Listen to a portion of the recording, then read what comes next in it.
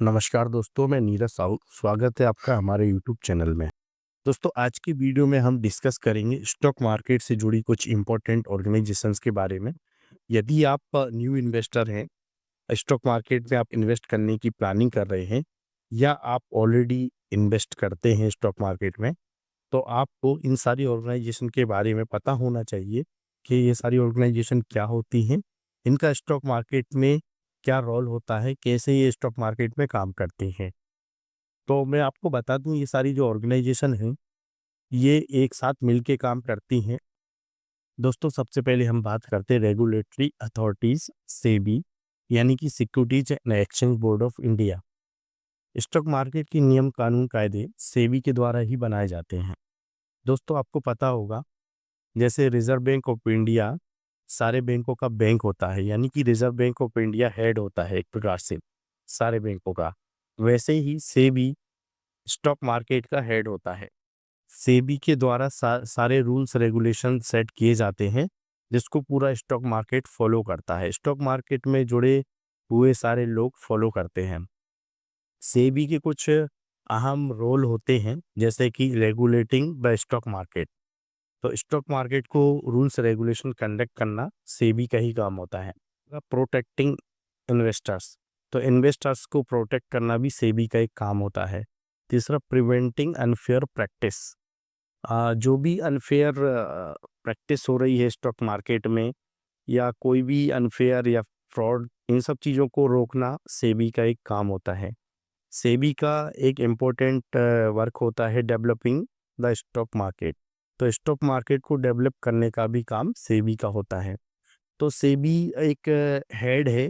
आप ये समझ लीजिए कि स्टॉक मार्केट में जो भी रूल्स रेगुलेशन सेट किए जाते हैं, जो भी इम्पोर्टेंट डिसीजंस होते हैं, वो सेबी के द्वारा ही लिए जाते हैं। सेबी के रूल्स रेगुलेशन के अकॉर्डिंग ही पूरा स्टॉक मार्केट चलता है। आगे बढ़ते हैं, अब हम बात करते हैं स्टॉक एक्सचेंज के बारे में। स्टॉक एक्सचेंज ऐसा प्लेटफॉर्म है जहां पर आप शेयर्स को खरीदते हैं, बेचते हैं। इंडिया में दो सबसे बड़े पॉपुलर स्टॉक एक्सचेंज हैं। एनएसई नेशनल स्टॉक एक्सचेंज, जो कि 1992 में स्टैब्लिश हुआ है, ये इंडिया का सबसे बड़ा स्टॉक एक्सचेंज है। और दूसरा बीएसई बॉम्बे स्टॉक एक्सचेंज, जो कि एशिया के सबसे पुराना स्टॉक एक्सचेंज है। ये स्टैब्लिश हुआ है 1875 में। तो आप जो भी शेयर खरीदते बेचते हैं, वो दोनों आइदर एनएसई या बीएसई, दोनों में से किसी एक स्टॉक एक्सचेंज के थ्रू आप शेयर्स को खरीदते बेचते हैं। दोस्तों, अब हम बात करते हैं डिपॉजिटरीज के बारे में। डिपॉजिटरीज क्या होती हैं और डिपॉजिटरी स्टॉक मार्केट में कैसे काम करते हैं। So depositories hold securities in electronic form. दोस्तों, इसका मतलब होता है इन्वेस्टर्स के शेयर सिक्योरिटीज को इलेक्ट्रॉनिक फॉर्म में होल्ड करने की, स्टोर करने की फैसिलिटी डिपॉजिटरी प्रोवाइड करती है। पहले के टाइम में क्या होता था कि जो इन्वेस्टर्स हैं शेयर्स खरीदते थे, तो उनको शेयर फिजिकल सर्टिफिकेट के तौर पे मिलते थे। तो उनको काफ़ी प्रॉब्लम होती थी उनको स्टोर करने में, या फिर उनको एक डर था कि शेयर चोरी ना हो जाए, शेयर गुम ना हो जाए, या फिर शेयर ख़राब ना हो जाए। यदि शेयर ख़राब हो गए, चोरी हो गए, तो फिर उसकी कोई वैल्यू नहीं, सर्टिफिकेट के रूप में रहते थे, क्योंकि फिजिकल सर्टिफिकेट के रूप में। तो इसी के सॉल्यूशन के लिए इंडिया में दो डिपॉजिटरीज स्टार्ट हुई। 1996 में NSDL national securities depository limited, और 1999 में CDSL central depository services limited. NSDL NSE NSDL का जो स्पॉन्सर है, एनएसई है नेशनल स्टॉक एक्सचेंज, और सीडीएसएल का स्पॉन्सर बीएसई है बॉम्बे स्टॉक एक्सचेंज। एनएसडीएल का जो अकाउंट नंबर है ना, स्टार्ट होता है आईएन से, उसके बाद 14 6 डिजिट न्यूमेरिकल नंबर होते हैं। और सीडीएसएल का जो अकाउंट नंबर है 16 डिजिट का न्यूमेरिकल नंबर होता है। यदि आपका किसी ब्रोकर के पास अकाउंट है डीमेट ट्रेडिंग का, तो आपका उस ब्रोकर के पास सिर्फ ट्रेडिंग अकाउंट है। डीमेट अकाउंट आपका या तो एनएसडीएल में होगा या फिर सीडीएसएल में होगा। सपोज एग्जांपल लेता हूँ, मान के चलिए आपका एंजल वन में डीमेट अकाउंट है।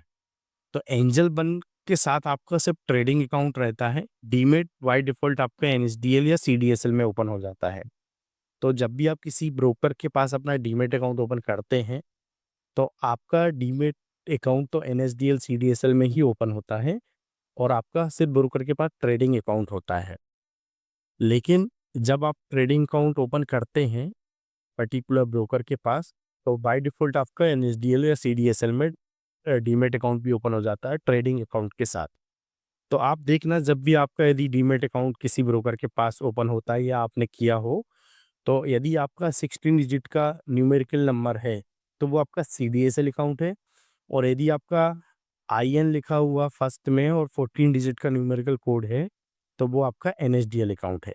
तो मेनली डिपॉजिटरी का मतलब आप समझ ही गए होंगे। डिपॉजिटरी का मतलब होता है कि इलेक्ट्रॉनिक फॉर्म में सिक्योरिटीज को होल्ड करना। दोस्तों, अब हम बात करते हैं मार्केट पार्टिसिपेंट के बारे में। दोस्तों, मार्केट में पार्टिसिपेंट के तौर पे ब्रोकर और इन्वेस्टर्स होते हैं।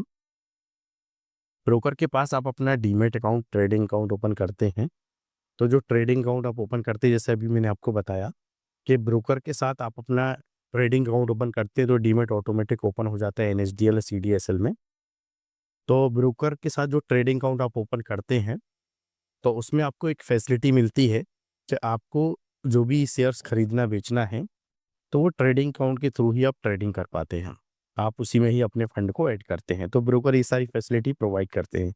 इन्वेस्टर्स यानी कि आप और हम अपने पैसे को इन्वेस्ट करते हैं स्टॉक मार्केट में। तो हम स्टॉक मार्केट के पार्टिसिपेंट होते हैं। दोस्तों, अब हम समझते हैं क्लियरिंग कॉरपोरेशन। क्लियरिंग कॉरपोरेशन से वो एजेंसीज होती हैं जो कि एसोसिएट होती हैं एक्सचेंज से, और इनका जो काम होता है कंफर्मेशन। जैसे आपने कोई ट्रांजैक्शन किया, आपने शेयर्स खरीदे या बेचे, तो इसका प्रॉपर जो कंफर्मेशन है, सेटलमेंट है या डिलीवरी इंफॉर्मेशन है आपके ट्रांजैक्शन की, ये क्लियरिंग कॉरपोरेशन के थ्रू ही मिलती है।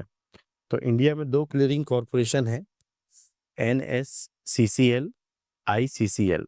एनएससीसीएल national securities clearing corporation limited, जो कि एनएससी के लिए काम करती है, एनएससी को सर्विसेज प्रोवाइड करती है। और ICCL Indian clearing corporation limited, जो कि बीएससी के लिए काम करते हैं। अब हम समझते हैं credit rating agencies. So credit rating agencies evaluate credit risk, financial stability, which helps investors, lenders and business make financial decision। Means investors के लिए फाइनेंशियल या लेंडर्स के लिए फाइनेंशियल डिसीजन लेने के लिए क्रेडिट रिस्क को एवेल्युएट करते हैं और फाइनेंशियल स्टेबिलिटी को एवेल्युएट करते हैं। तो इससे एक सही डिसीजन मेकिंग में हेल्प हो जाती है। तो इंडिया में 3 क्रेडिट रेटिंग एजेंसीज है। CRISIL, credit rating information service of India; ICRA, investment information and credit rating agency of India limited; and CARE, credit analysis and research limited. So दोस्तों, इन कंक्लूजन आज के वीडियो में हमने सीखा स्टॉक मार्केट से जुड़ी कुछ इम्पोर्टेंट ऑर्गेनाइजेशन के बारे में, जैसे SEBI, NSC, BSc, CDSL, NSDL, broker, investor, clearing corporation और क्रेडिट रेटिंग एजेंसीज के बारे में। दोस्तों, उम्मीद करता हूँ आपको वीडियो अच्छा लगा हो। यदि आपको वीडियो में दी हुई इन्फॉर्मेशन यूजफुल लगी हो, तो प्लीज़ आप वीडियो को लाइक करें, शेयर करें और सब्सक्राइब करें। Thank you.